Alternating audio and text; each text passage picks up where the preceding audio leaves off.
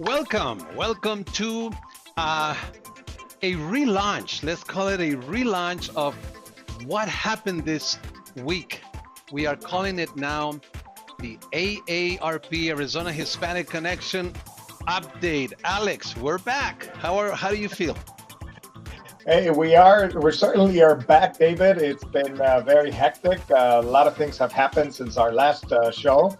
As you guys can tell, we don't have Maria with us. Maria retired, so we're very happy for her. She's taking care of her parents in Tucson. But David and I have the mission to continue providing the most up-to-date and important information for our HL, Hispanic community, I'm going to call it. We call it an AARP HL, but it's the Hispanic Latino community.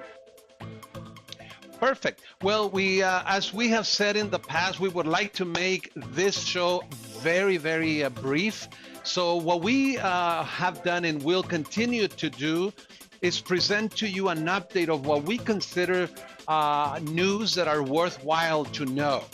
And the first one, actually, let me just introduce the three of them. The future of Social Security and Medicare, access, postpartum coverage extended, COVID-19 emergency declaration ends. So we're gonna just share with you just a few details, and then we're gonna go on with our weekend because it's Friday, it's 2:02. So we're ready to go, but we want to do this every Friday, and thank you, Alex, for joining. I mean, one person is kind of boring, so I really appreciate that you can make the time to join and that we can do this together. So thank you again. My pleasure. Yeah. Perfect. All right, so let's talk about the future of Social Security and Medicare. As many of you know, there's a board of trustees who puts out a report every year, and they basically take care of finding out where the funding, the solvency of these programs is.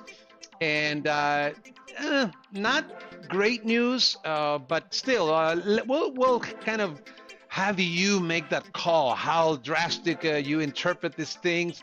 We feel that it's not drastic, but it's definitely, we keep sounding the trumpet, so to speak, that things need to change with Social Security. They have to reform the program, because what did we learn on the Social Security Board of Trustees report? It basically says that the benefits will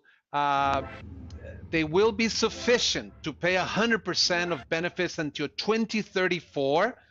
And this is 1 year earlier than projected last year, so that's not good. And that after that, is not that the program will go broke, but it simply means that if no changes are made, the program will only be able to pay 80% of benefits. There you go, Alex. This thing is showing its tail again. Yeah, no, absolutely. I think, while it's encouraging, it's an encouraging report, we do know that something needs to be done in Congress. Congress and the Senate must act to find these solutions to ensure that Social Security and Medicare will be there for the next generations.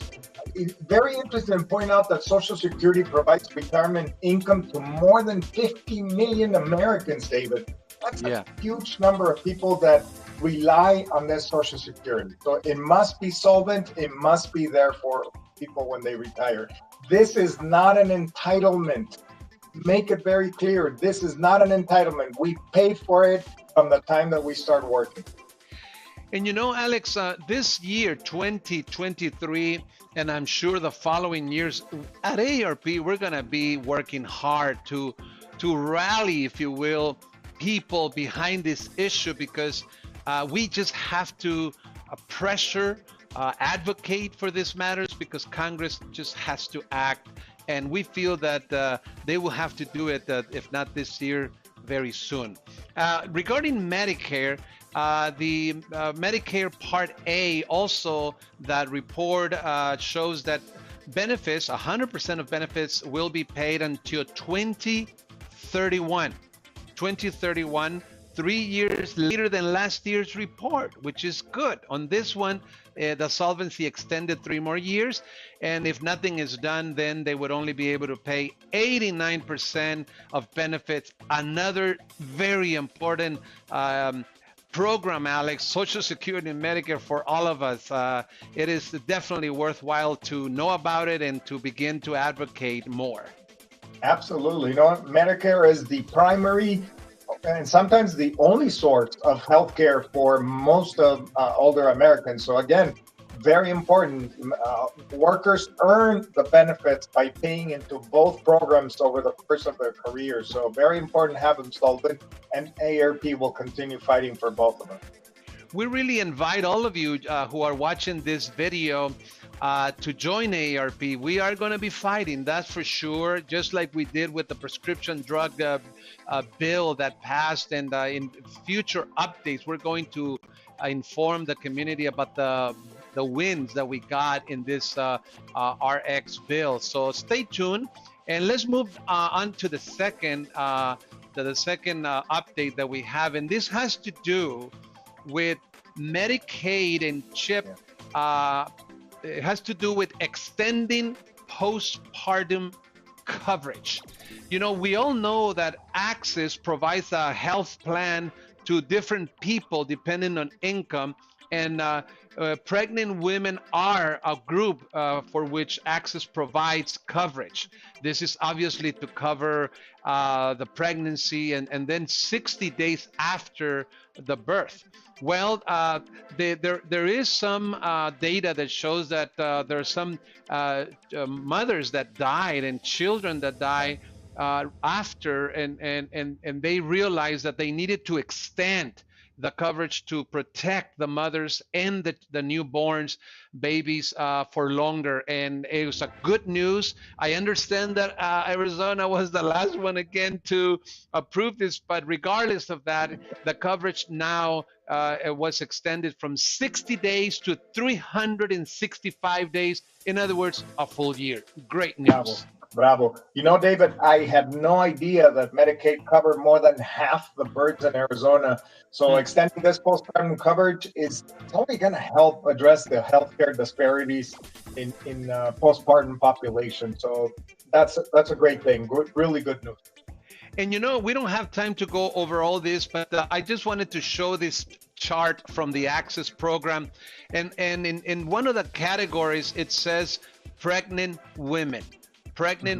And you can tell that I don't quite see that number is so small, but I think it's 156% of federal poverty level. So for other folks that apply for Medicaid access in Arizona, they used 138% of federal poverty level, but for pregnant women, see how it's higher, because obviously they want to cover them, and especially those that don't have insurance. So the income threshold is higher, and now instead of 60 days, they're going to be covered, both the mother and the newborn, for 365 days. Again, great news.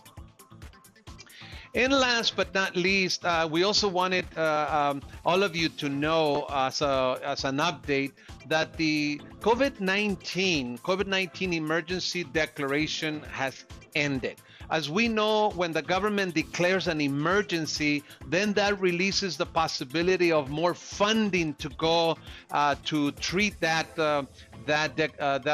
emergency. And it applies to different situations. In this case, it applied to COVID-19. Well, it's ended, and whereas several programs are affected, namely COVID-19 testings, treatments, vaccines, Medicaid coverage, telehealth, some Medicare benefits, and some private insurance coverage, SNAP and others, we wanted to highlight the AHCCCS plans here in Arizona.